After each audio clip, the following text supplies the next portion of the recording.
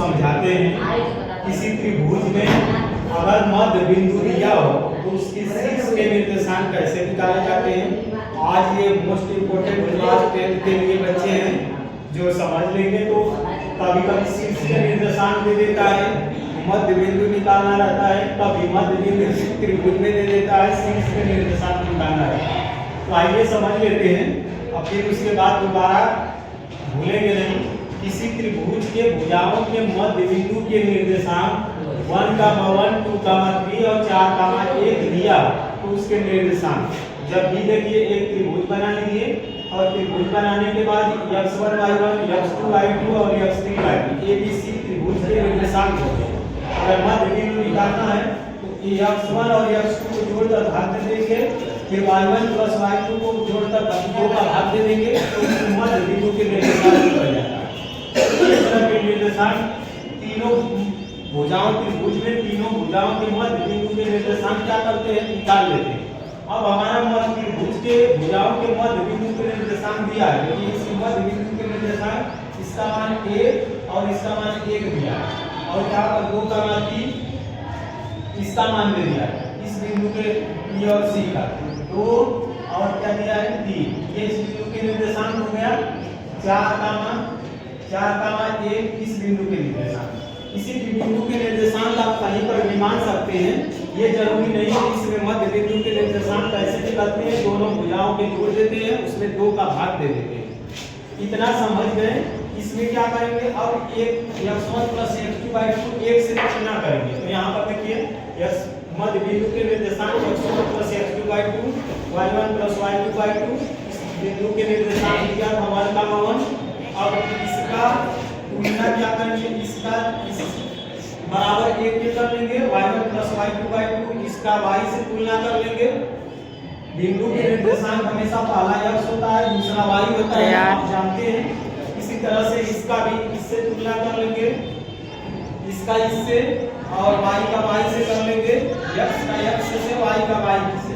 अब इसके क्या करेंगे, x1 + x2/2 = 1 x1 + x2/2 फिर यह y1 + y2/2 इस पर 2 इतना इसका तिर्यक मल्टीपल कर लिए 1 के बराबर करके इस तरह से हम कर लिए। फिर आगे y2 + y3 वाला कर लिए y2 + y3 ये 3 से कर देंगे, इसका 3 का इसमें गुणा कर देंगे, इधर 6 आ गया। इस तरह से x1 + x3 का 2 दिया है, इसका 4 से गुणा करेंगे, 4 से बराबर 4 के बराबर लिखेंगे, इसका तिर्यक गुणा कर देंगे तो x1 + x3/4 गुणा के 8 आ गया।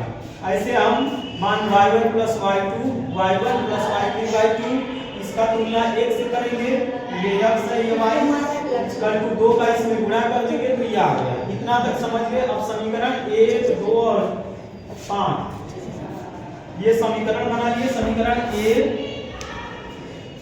3 और 5 इन समीकरण तीनों को हम यहाँ पर लिख दिए। x1 + x2/2 लिखिए, x1 + x2/2 फिर x2 + x3 कहाँ है, यहाँ पर x2 + x3 का मान कितना निकाले 4, x1 + x3 का मान कितना निकाले 8, ये 8 है। अब तीनों को जोड़ दीजिए, ऐसे समीकरण 1, 2, 3 तीनों को जोड़ेंगे तो देखिए x1 2 बार मिलेगा, x2 2 बार मिलेगा और x3 2 बार मिलेगा, तो यह 2x1 2x2 2x3 कर दिए। अब दोनों मत करबे बराबर इधर भोसड़ी के मत करबे मदद चोद। जोड़ने के बाद 2 कॉमन ले लीजिए, x1 + x2/x3 इसका 14 हो गया, 4 × 6 8 6 14 हो गया। फिर 2 का भाग दे दीजिए 14 में, तो ये कितना आ जाएगा, x1 + x2 + x3 = 7। अब इसके बाद क्या करिए, अब समीकरण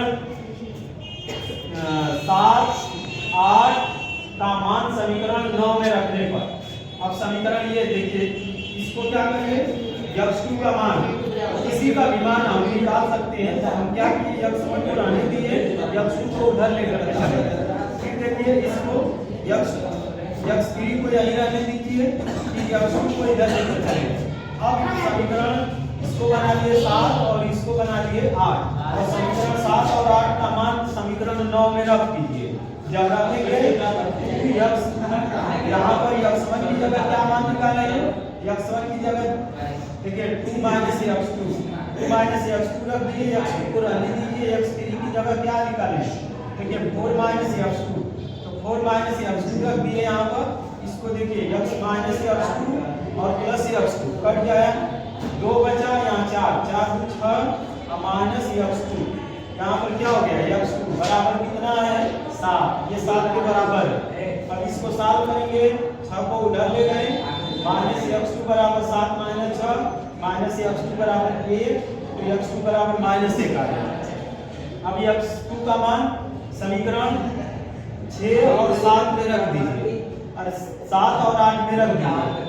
यहाँ पर x2 का मान माइनस 1 रखेंगे, x2 का मान समीकरण 7 और 8 में रखने पर 2 माइनस 1 आया है, माइनस माइनस प्लस हो जाएगा, तो 2 प्लस 1 कितना हो गया? 3, और x3 रखिए यहाँ पर 4 माइनस x3 की जगह 2 रख दीजिए, तो यहाँ पर रख दिए, तो 4 माइनस माइनस 1 प्लस 1 हो गया, 4 1 5 हो गया। तो हमारा क्या आ गया? x1, ये x1 और x3 का मान हमारा निकल गया। x1 x2 और x3 का मान क्या आ गया? माइनस 1, तो यहाँ पर x1 का मान कितना? 3, x2 का मान माइनस 1 और x3 का मान कितना आ गया? 5। तो हमारा x1 x2 x3 का मान आ गया। इसके बाद यहाँ पर मान रख देंगे, x1 का मान क्या आया? 3, और x2 का मान क्या? माइनस 1, और x3 का मान क्या आ गया? 5। अब इसी तरह से समीकरण को हल करेंगे। हम समीकरण कौन सा लेकर हल किए थे? समीकरण लेने के बाद 1, 3 और 5 लिए थे। आप उसके बाद समीकरण लीजिएगा, y1 का मान 2 के बाद y2 प्लस y3 2, 4 और कितना लीजिएगा? 6। 2, 4 और 6 को लेकर के समीकरण बनाकर उसको जोड़ दीजिएगा इसी की तरह। जोड़ने के बाद आप y1, y2 और y3 का मान निकाल लीजिएगा, वही हमारा क्या आ जाएगा?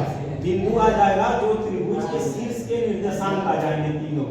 तो हम x का मान निकाल दिए, आप कमेंट में बताइएगा y1, y2 और y3 का मान निकाल करके। मेरे चैनल का नाम यस मैथ है, लाइक सब्सक्राइब और कमेंट करें। जो इस क्वेश्चन को आप समझ गए होंगे, x1 x2 x3 का मान निकालें, y1 y2 y3 का मान निकाल के बताइएगा।